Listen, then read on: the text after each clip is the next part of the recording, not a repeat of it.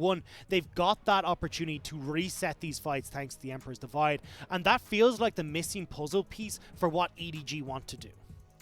Let's see if that puzzle piece is going to be there for EDG, because game number 1, it looked even for a long time, but FPX managed to wrestle control away from EDG.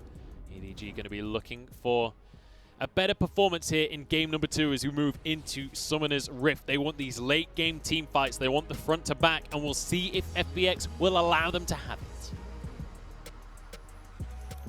This is a game, though, where I expect JJ to not have the control in the early game that we expected from JJ entering into the series. Sejuani doesn't clear very quick. She starts to take a little bit of a slower path. So Tien on this Lee Sin will be able to clear, have the tempo advantage when it comes to jungle, and try and get out onto the map to exert his dominance in the early stages. We have to once again remind you guys, we've got a different jungler coming in here for EDG in game number 2. It was Junjia in game number 1 playing on the Trundle. This time around, though, EDG have decided to change things up. They've gone for JJ, and they've gone for something that's not a pick that he's necessarily known for, but it fits the EDG style exceptionally well. So here we go. Jungler starting off on the bottom side of the map once again. Mako just getting a ward here to try and spot if there's any pesky funny business coming through from Tian.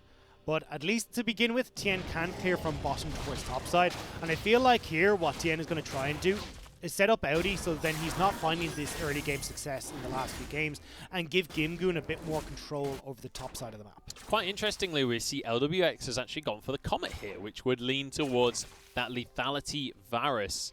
I have to say, I wasn't necessarily expecting lethality out of LWX coming into this game. Talk me through kind of the positives that this will bring for FPX. Well, look, Munch, you were shouting about it back at home, is you love the wave clear that this lethality Varus offers. It's scary. And that's what they're trying to go for here, is you got LWX with this lethality. You can poke the likes of EDG as they try to set up for some of these objectives, but you can clear these waves super effectively and allow Doinby and Gimgoon to play off in these side lanes where they were able to find success in game number 1.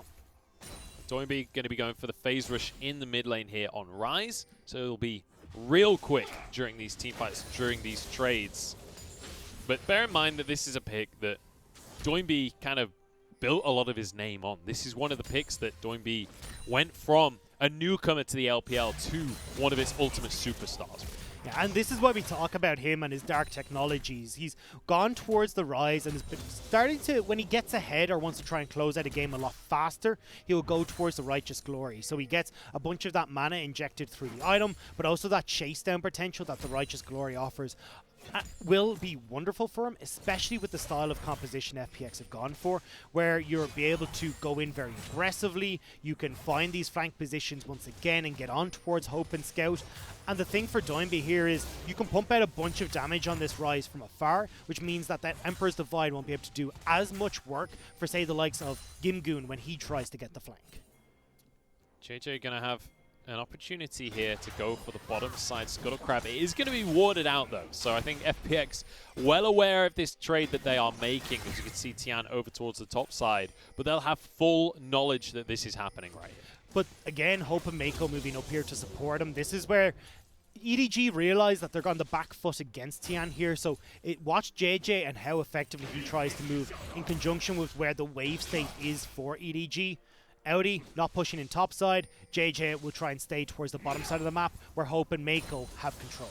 We'll see if he can make a play down towards the bottom side, but when you look at the vision from the side of FPX on that bottom river, a ward just timed out in the tri-brush. Obviously, they've got the ward in the middle of the river as well, so it's going to be very difficult to get down there unnoticed, but JJ, he's looking towards the mid lane for now.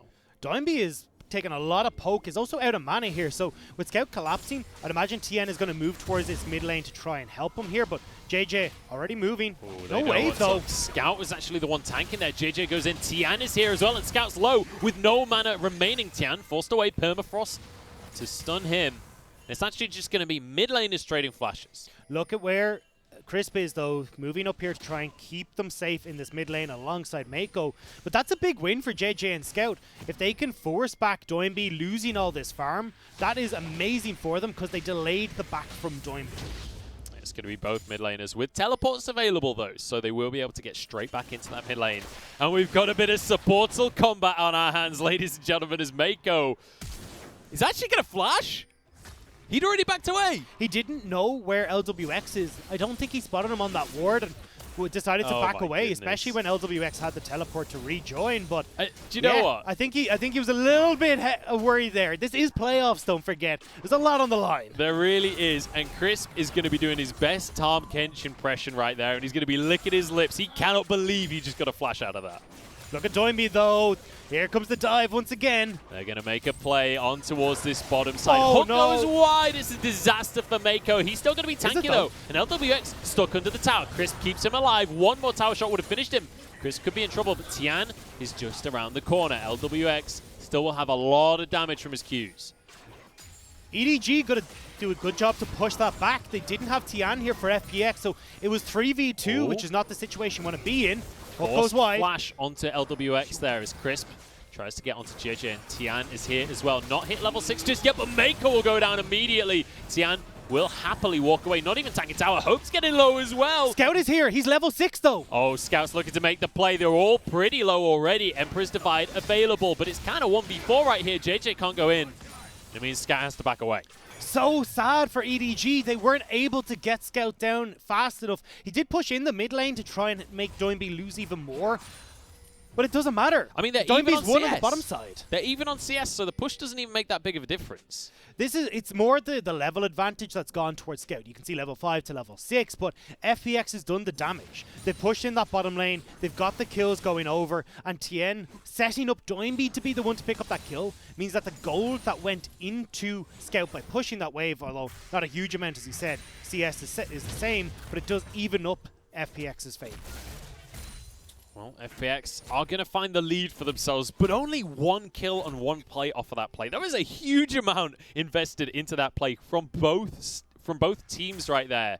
And I'm a little disappointed that EDG couldn't make something happen. With Scout coming in, I thought that was going to be the miracle play. I thought they were going to make something beautiful happen, but just taking too much damage before the fight could ever happen. Hope was poked incredibly low as that fight kicked off. But again, EDG, we're talking about them being on the back foot in this early game. Doinby, now having picked up the Catalyst and the Tier, will have no problem shoving these waves super consistently against Scout, and again making these plays wherever he wants. Gimgoon pushing in top lane as well is going to make that difficult. So FPX have plenty of ways that they can play around this map, and that's why you can see Tien and Doinby invading on this top side. Oh, Tom Kench. Not even one of. The most annoying champion in League of Legends. And Crisp is not going to let JJ have anything here. Completely denies this blue buff entirely by himself. And look how slow that resets. In the meantime, Tian's taken everything on the top half. He hasn't taken the dragon, though. Because Crisp was playing keep away in the jungle, means Hope can push in that bottom lane, move across to pick up the dragon. Tien doing a good job, though, of realizing this is more than likely going to be the case. He goes towards where his strengths are, and that's in that top half of the map, like we talked about. The Ocean Drake to start off will be nice for EDG when it comes to the regen in those laning phases. But as you rightly say, FPX will answer with a Rift Herald on the top half of the map. But as always, with the Rift Herald, it's not a matter of whether or not you get the Herald, it's a matter of what you can do with it. Well, it becomes a lot easier with the way FPX have been playing this game so far. If you're playing through man advantages off of Doinby, you can then use this Rift Herald super aggressively. Now, at this game so far, there's only been a single Terror play taken off of EDG, which is in this bottom lane. So it's not like Tien is going to be able to crack open a turret unless FPX can make a big play off of multiple members. They'll certainly try and make a big play. They'll certainly try and find an opportunity there, but it's going to be difficult for them. You can see Catalyst already finished for Doinby as well, as he'll move once again towards that Rod of Ages you'd expect. He's going to have that tier, so the thing about Ryze is he will get more damage from that mana, but we've got to play in the mid lane, and ults combined. Doinby, you're going nowhere. And this is what I wanted to see from EDG, was more attention put towards this mid lane. We called for it at our opening segment to be like, this is where Scout needs to be set up for success. And finally, off of that play, EDG get a kill for Scout. And you know what, Doinby, he had his flash available, but he had no opportunity to go for that one with the beautiful chain of CC coming out from EDG. But now, on towards the blue buff, and Chris once again denies it. He even spits it right at them. Spits it in the face of EDG. That is a show of confidence from Crisp, saying, yeah, you want this, but this is mine Look now. at Crisp's items. He has got first item QSS. I love it, especially when you look at the CC that can come through from the JJ. This is where Crisp wants to tank that ultimate and make sure that he's able to consistently keep LWX safe, because Emperor's Divides, Mako with those depth charges, Audi is providing CC with everyone as well. LWX needs all the safety he can get. We said this Rift Herald is all about what you can do with it. Tian's moved to the bottom side of the map. He's going to drop this Herald with the Demolish from Crisp as well. This will be the first tower of the game, going the way of FPX. Doing B, even going to arrive at the last second to sweep up some of that plate gold for himself. So much gold going over to FPX, and we said it would need a multi-man play to make that happen, and that's exactly what they do. Doinby roaming down towards this bottom side. Scout just hasn't been able to dictate control on the mid lane, thanks to the rise into a zero matchup, and also JJ on this Sejuani has not been able to keep pace with Tian. You can see level 6 to level 7 for the Lee Sin. And despite there being less kills in this game so far, FPX have got themselves a larger lead than they did in game number 1. But they are still getting that lead in game number 1. This is why FPX have been able to take over game 1 and now starting to look like they want to take over game number 2. It's through their map play and these early control games that we talked about where they're making dives on the bottom side of the map. Tian is getting vision control and they're playing this macro heavy style. So let's talk scaling a little bit here, because there is an Azir on the side of EDG, and when you talk about Azir, you immediately think of 3-4 items. You think of these big old team fights. EDG last time around couldn't make those team fights happen. With this different version of the draft, is that more of a possibility for them? So there's a couple of things we got to look at here, because yes, you've got Scouts who will hit this late game alongside Mako, who does reasonably well, and they will look great in these team fights. But EDG have realized that they're not even going to be able to go for team fights. Look at Audi's build. He's going for this Vampiric Scepter. Instead, he wants to be a split push pressure against Gimgoon because he knows that's what FPX are going for. So instead, I think the game plan here for EDG is to have Scout match Doinby in a side lane, Audi to try and beat out Gimgoon in these later stages where he's stronger in a side lane, and they can play this 1-3-1 just as effectively. The thumbs up as well from Chris. The early QSS, he knows what he's doing. If I'm Crisp in this game, I've bound the same button as QSS, but doesn't matter. Here we go. Oh, Crisp just ruins everything, but the knockup is there, and LWX falls regardless. Crisp will survive, and Hope's actually in trouble. Has to use his stopwatch early on, but Doing B taking a huge amount of damage, and he'll fall as well. Mid laner for AD carry. Now Tian desperately trying to escape, but the CC chain is disgusting. Double now for Scout, and he wants a little bit of more, but JJ can't tank the tower for too long. Scout goes in with the Q, but the Conquering Sands not enough. They won't be able to, well, no, they won't be able to take this mid lane tower, but they got so many kills. And look at how big Scout is off of that play. The Dragon as well up in 10 seconds, but I think EDG realized they can't go for that just yet. Well, you say that, but they do have the teleport here for Scout. So JJ will back away, but Scout can re-enter the map fast and get into the play. And this is the part where Audi will start to slowly take over this top lane. Blade of the Rune King completed. He's already maxed his Q, which is the way you build this style of set, and he's going to be a menace topside. Valiant effort there from Chris, but I mean, there's just nothing LWX can do. This is where I don't know what happened to Hope, though. He stays tanking the tower for quite a while there, and then ends up getting picked off with Doinby coming in. Scout, though, perfect positioning here, is able to dish out so much damage. Wasn't able to pick off the Tam Kench, but they'll still be happy. And it's FPX that actually managed to get onto this Dragon first here. Answer from EDG, but not early enough. FPX get the Dragon. They don't mind here on EDG side. It's one Cloud Drake that's going over. It's not like they're going to be able to stack these multiple times. And as well, the more important is to get Scout with this blue buff so we can clear more effectively on the bottom side against Doinby. Well, the next Drake, though, will be that Mountain, which JJ is more than happy with playing as Sejuani. He's going to get real tanky for himself. We'll take a look at the plate gold. It is going to be about 500 in favor of FPX. Here we but go. EDG want to answer that lead now onto Gimgoon. Look at the chain CC. Hope getting the kill. And we said, look, JJ likes to be more active in the early game. We're definitely seeing it here, even on the likes of Sejuani, where he's on the back foot early against Tian. Now JJ is taking over. Level 9 versus level 8 when it comes to junglers, but they will trade the mid lane turret. And FPX, when you're playing 1-3-1, cracking open that mid lane turret is super important. At what cost, though? Because LWX is going to be in trouble here. Scout goes in, but he's actually denied that. LWX flashes away, and Tian sacrifices himself. No, Crisp's in to save the jungler. EDG get nothing.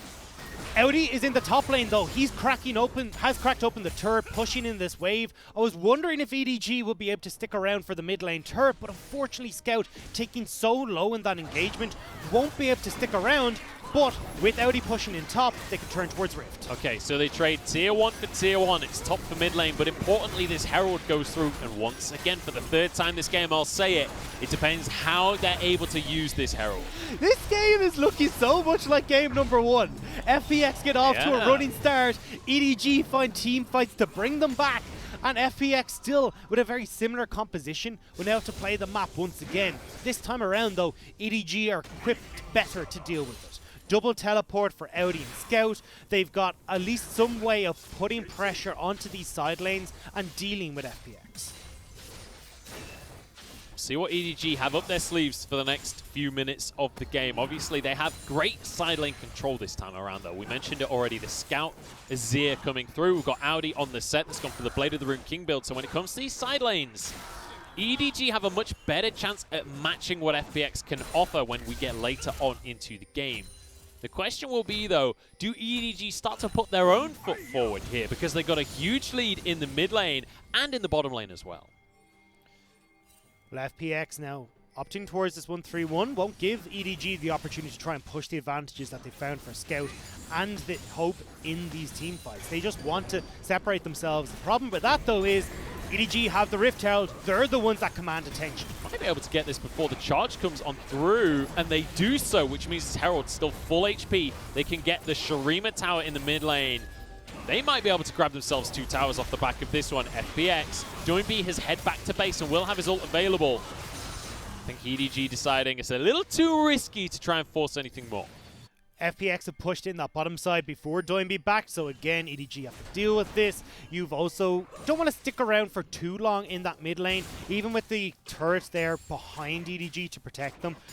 They're not opting to over-aggress right now. They know they're still waiting on items to come through from Scout for hope to finish off his Runin's Hurricane, and then they can look towards these objective fights more so than just tower dogs.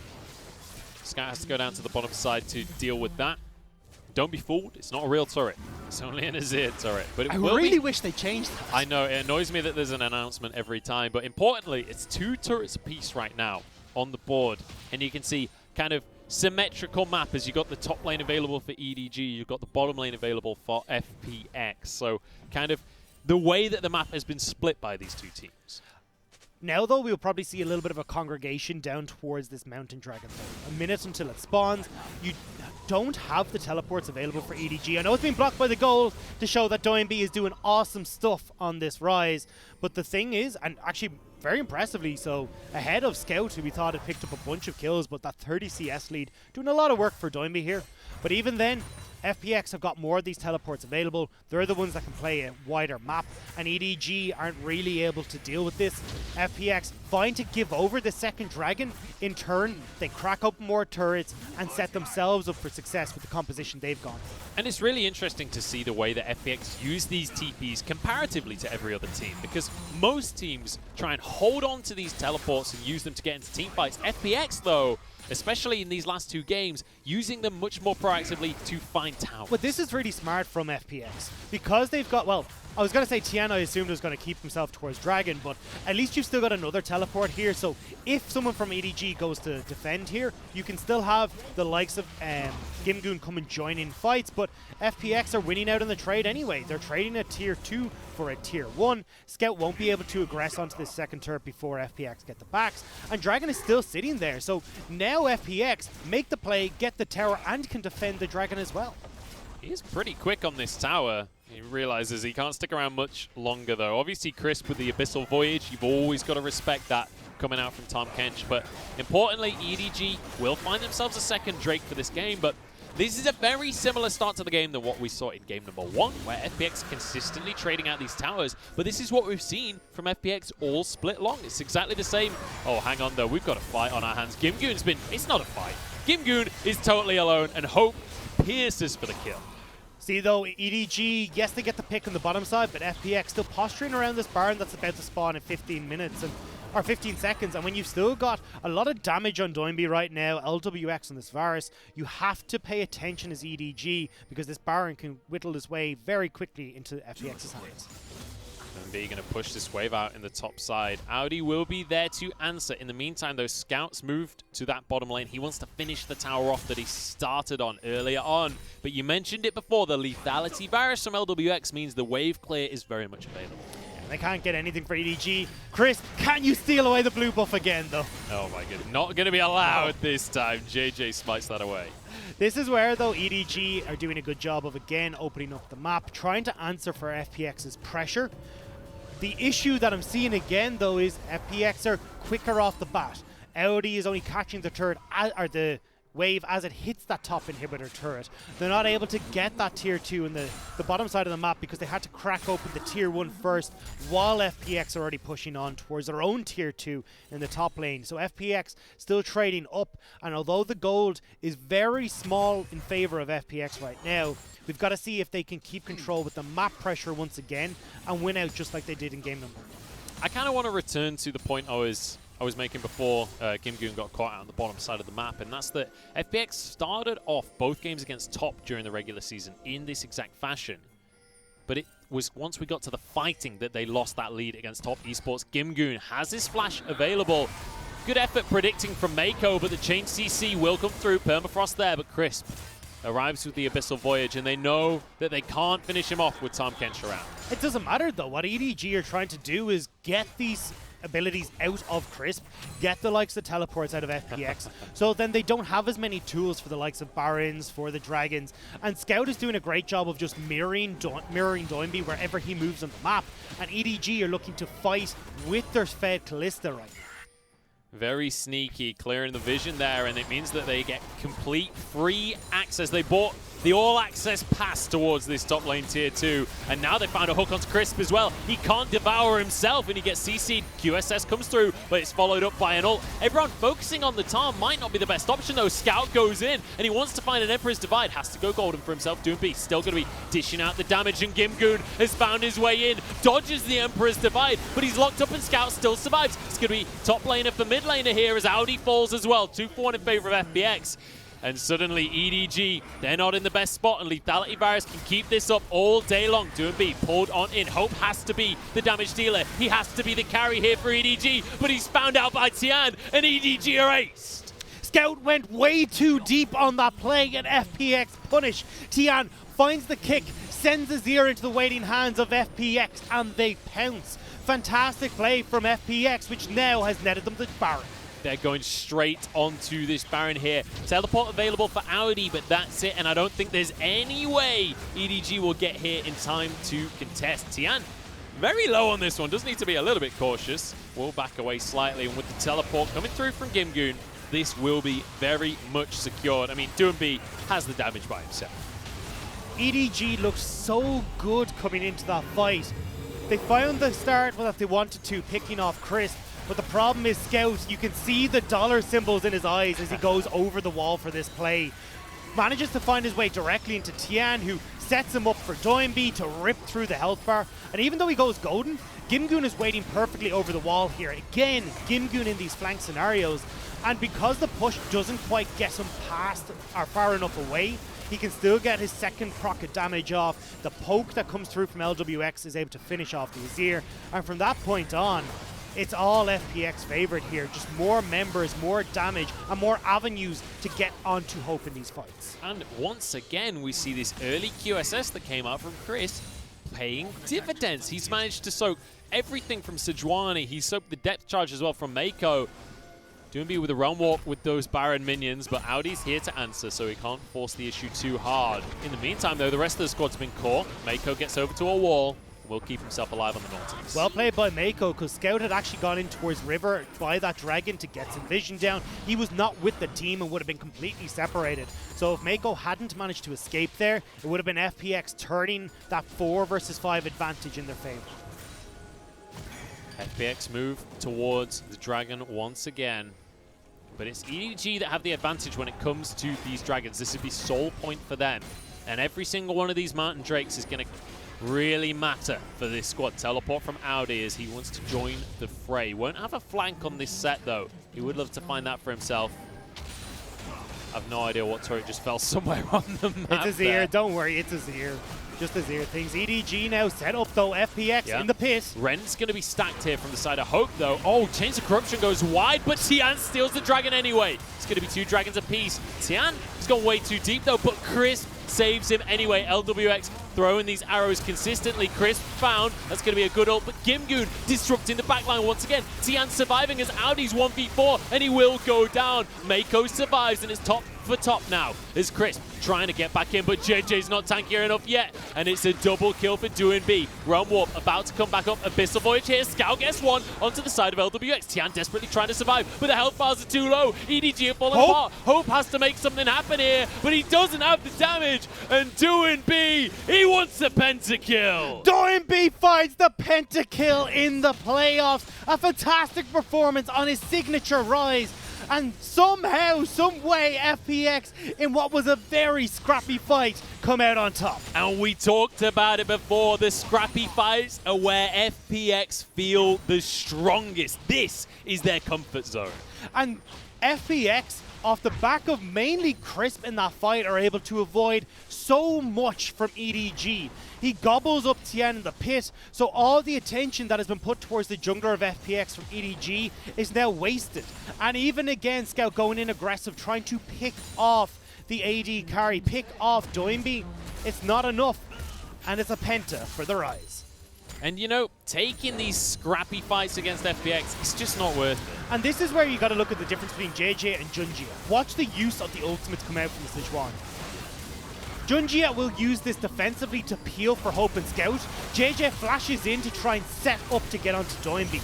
But the problem is, Scout and Hope can't follow up with the damage, so when they're trying to deal with Gimgoon, they're losing their health bars, and then you've got long-range poke from LWX who's able to pierce onto the backline, pick off these tanky members, and Scout, unfortunately, not quite on the same page as the rest of EDG, and goes a bit too deep to set up the play. Hope desperately tries to make it happen at the end there, but when you go into these scrappy fights against FPX, you know, this is where they thrive. It's like fighting in these scrappy, chaotic battles against FPX is like arguing with an idiot. They will bring you down to their level and they will win through experience. This is where they thrive. This is how they won the World Championship. But this is also, again, we talked about how well Crisp has played this. Crisp has started to opt more towards these more defensive supports. He's 7 games on the likes of Braum. This is his 2nd game, yes, in the Tam Kench, but it's still Crisp who's got these plethora of different play styles where this time around he's doing a great job in the Tam Kench to set up FPX for success. Another fight, and it's Crisp the target, but Crisp happy to be exactly that. Doinby realizes the Realm Warp is not a good idea anymore and decides to back away from that one. But look at his items right now. The death cap is finished. Look at the confusion on EDG as well. Where do we go? Is it bot to get onto Doinby? Do we go mid to try and keep the play in check? But they're just being pulled right, left, and center. And this is, again, FPX winning out on this map play, winning out on moving parts around the map, and EDG are left spinning, trying to figure out where they're supposed to go. And this is one of the biggest strengths of FPX. It feels like they've come into this series and they've read EDG. They know that EDG want this clean 5v5 front-to-back fight, and they've basically said, we are never going to allow you to have what you want. And that's a large part off of Gimgoon on this Aatrox. He has been consistently finding flanks. We saw it in game number 1. Again, in that last team fight, he was keeping pressure just off the ramp into his own jungle to try and keep Scout and Hope out of the picture. And that's perfect for FPX. It allows Doinby and LWX to deal with JJ and Audi. They can separate Hope and Scout. Without this front to back, without this consistent rolling machine, EDG fall apart.